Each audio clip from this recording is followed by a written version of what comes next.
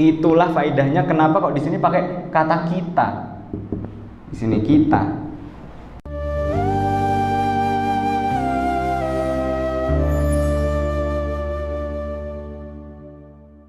Nah, kemudian di situ kan ada kata na'budu. Tadi sudah saya sampaikan kalau na'budu itu berasal atau mempunyai akar yang sama dengan kata al-ibadah. Ngerti nggih? Kalau di situ kan iya na'budu, hanya kepadamu ya Allah saya beribadah. Hanya kepadamu ya Allah saya menyembah. Saya atau kami. Hanya kepadamu ya Allah kami menyembah, hanya kepadamu ya Allah kami beribadah. Apa itu ibadah? Ibadah ini kan apa, Pak? Ibadah itu sebetulnya semua perbuatan yang memenuhi dua syarat ini. Yang pertama, syarat yang pertama bisa disebut ibadah. Syarat yang pertama yang pasti secara lahiriah itu berarti secara zahir yang kelihatan itu harus sesuai dengan syariat Nabi Muhammad. Contohnya, misalnya kita tiba-tiba sholat di depan pohon paling besar pengen kuburan sana, Mas waringin kembar. Iya, pohon beringin di makam itu loh, kan ada yang paling besar ya. Nah, misalnya kita beribadah di depan pohon itu termasuk ibadah bukan? Misalnya kita sholat di situ. Ayo, sholat depan pohon, ngadepnya ke pohon. Itu tidak bisa disebut ibadah. Meskipun gerakannya gerakan sholat, tapi tidak bisa disebut ibadah. Karena kiblatnya pohon. Ngerti nggih?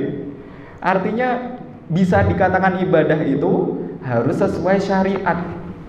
Sesuai syariat dan tidak melanggar syariat pastinya. Ngoten. Yang kedua adalah napa niku? Ikhlas. Yang pasti ikhlas niku menggapai ridho Allah. Berarti kalau misalnya kita sholat tapi kita tidak ikhlas, nah itu mencacat ibadah itu.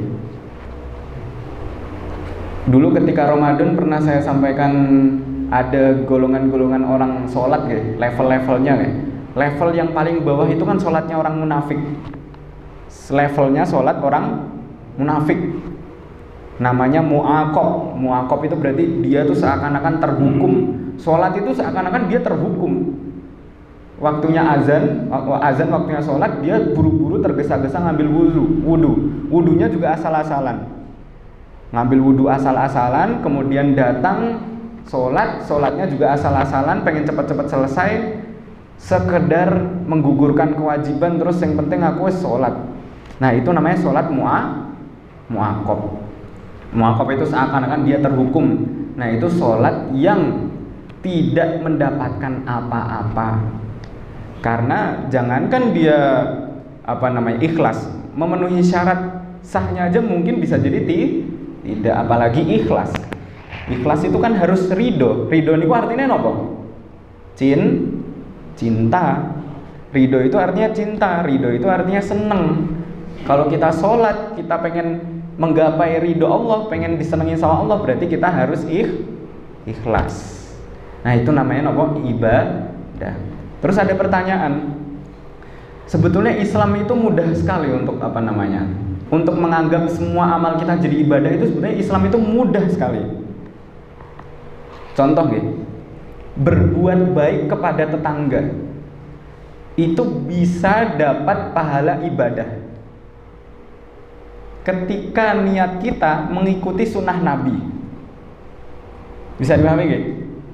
Karena berdasarkan niat tadi, Pak. Berdasarkan niat. Berbuat baik kepada tetangga kalau tidak didasari dengan niat karena Allah, cuman gara-gara makhluk sosial aja mungkin ya, hubungan timbal balik, ya dia tidak dapat pahala ibadah. Mungkin pahala kebaikannya dapat, tapi pahala ibadahnya mboten dapat. Gitu nggih. Biar lebih mudah ngeten dah, Pak Bu. Biar lebih mudah memahami niat ya. Kita nggak makan dari pagi sampai maghrib, bisa disebut puasa betul? Nggak makan minum loh kita itu. Ya enggak ngomong jorok, ya enggak apalagi. Ya enggak berperilaku yang maksiat, enggak. Dari subuh sampai maghrib, apa itu disebut puasa? Tidak. Karena apa? Enggak niat. Terus misalnya contoh lagi, ini soalnya kajian sosial itu sebetulnya banyak nih. Kajian sosial tuh banyak kalau bahas ibadah itu. Kumpulan RT itu bisa jadi ibadah. Padahal sepele gitu. Sepele, bisa jadi ibadah. Kalau niat kita ngikutin sunnahnya Rasulullah. Rasulullah itu dulu suka bertemu dengan para sahabatnya. Nah kalau kita ngikutin Rasulullah, kita baik kepada tetangga, baik kepada lingkungan, akhirnya kita ikut kumpulan RT, kumpulan RW, kita benar-benar berasaskan pengen ngikutin Rasulullah, itu bisa jadi ibadah. Innamal a'malu bin niat. Sesungguhnya semua amal itu tergantung apa nih? Niatnya. Kalau kita niatnya itu untuk ibadah, ya kita dapat ibadah, dapat pahala ibadah. Tapi kalau niatnya cuma buat kumpul-kumpul, guyon, hahihi, yang buatan dapat pahala ibadah. Artinya orang beriman, kalau kita orang beriman itu semua tingkah laku kita itu harus punya alasan. Punya alasan tuh artinya silaturahim, dia punya alasan. Enggak gabut, gabut itu bukan orang Islam, bukan orang mukmin itu. Pernah dengar gabut ya Pak Bu ya? Gabut nih gue pikirannya apa? Kosong tiba-tiba, hujan alhamdulillah. Allahumma shayban nafi'an. Itu doa ketika hujan turun. Allahumma shayban nafi'an. Semoga hujannya menjadi berkah buat kita, buat para petani, buat para apalagi yang mendapatkan berkah hujan itu apa mulai? Ya semuanya. Karena hujan itu berkah, bagus. Baik, melanjutkan tadi. Kalau kita bahas babnya sendiri itu sangat panjang niat nih. Sampai Sufyan As-Tsauri itu ngendikan pripun? Ma'alastu syai'an asyadda alayya min niyati. Hal dari diri saya yang paling saya susah perbaiki itu apa nih? Niat. Sampai Sufyan As-Tsauri ngendikan ngoten, ma'alastu syai'an asyad alayya min niyati. Tidak ada segala sesuatu yang lebih berat saya perbaiki daripada niat saya sendiri. Karena niat itu kan berbolak-balik, niat itu bergejolak, bisa lari kemana-mana. Badan kita mungkin bisa sholat, tapi niat kita apa udah pasti sholat? Itu. Tangan kita bisa jadi sodakoh, tapi apakah niat kita benar sodakoh? Jangan-jangan niat kita biar dipuji. Jangan-jangan niat kita biar apa? Dilihat orang, oh ini dermawan. Nah itu berbahaya. Meskipun sholat, meskipun wudhu, tapi kalau niatnya nanti kemana-mana itu juga mengerikan. Ini kalau dibahas niat ini bisa sampai berjam-jam sebetulnya nih. Kembali lagi ke iyyaka na'bud tadi. Ketika kita udah meniatkan sholat, iyyaka na'bud, kita udah pasti memahami ini, iyyaka na'bud, hanya kepadamu ya Allah saya itu beribadah, hanya kepadamu ya Allah saya itu menyembah.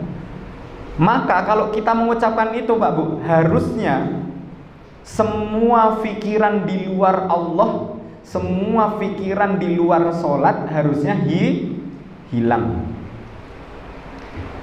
Ngeten nggih? Ulama itu mengatakan ngeten. Quran nggih punya intisari yang tersembunyi. Letaknya ada di Al-Fatihah. Dan Al-Fatihah itu mempunyai intisari yang tersembunyi di mana? Iyyaka na'bud, iyyaka na'budu wa iyyaka nasta'in. Bahwasanya Al-Qur'an itu kalau dikumpulkan jadi satu, itu intinya di Fatihah. Dan Fatihah itu kalau diperes lagi, intinya itu di ayat kelima. Iyyaka na'budu wa iyyaka nasta'in. Begitu juga dalam sholat Pak Bu. Sholat itu puncaknya kita menghamba itu di sini, di kalimat ini, di lafaz ini. Iyyaka na'budu wa iyyaka nasta'in. Kalau kita sudah mengucapkan iyyaka na'budu wa iyyaka nasta'in, imam sudah mengucapkan lafaz iyyaka na'budu wa iyyaka nasta'in, Seharusnya semua pikiran kita itu terfokus kepada Allah. Jangan ada pikiran lain selain Allah. Bisa dipahami nggak? La yanzurullahu ila salatin la yukhdirur rajul fiha qalbahu ma'a badanihi. Allah itu tidak melihat orang yang ketika sholat itu badan sama pikirannya itu nggak sinkron. Kita menyebutkan iyyaka na'budu wa iyyaka nasta'in. Kita menyembah Allah, kita menghamba pada Allah. Tapi pikiran kita, kunci motor tadi tak taruh di mana ya? Iyyaka na'budu wa iyyaka nasta'in. Kompor mau bentak ceklekin apa dereng ya? Iyyaka na'budu wa iyyaka nasta'in. Tapi pikirannya, sendalku mau tak taruh di mana ya? Hilang apa enggak ya? Baru beli soalnya. Nah, itu. Jadi kalau kita memahami benar-benar kalimat iyyaka na'budu wa iyyaka nasta'in, seharusnya semua pikiran selain kepada Allah itu harusnya hilang. Mau seberat apapun yang di pikiran kita itu harusnya hilang. Kalau benar-benar memahami niki Pak Bu, ingatkan nggih? Maka kita harus perangi ini, perangi pikiran liar kita ketika sholat itu harus diperangi dengan benar-benar memahami ayat niki, benar-benar memahami iyyaka na'budu wa iyyaka nasta'in. Hanya kepadamu ya Allah kami menyembah, hanya kepadamu ya Allah kami meminta pertolongan. Bukan kepada yang lain. Maka fokusnya harus kepada Allah. Semoga dari sini tuh kita bisa lebih ngerti bacaan sholat kita, ngoten. Yang kita baca tuh nggak sekedar terlintas dalam lisan, tapi benar-benar tertanam dalam batin dan pikiran. Ngoten nggih?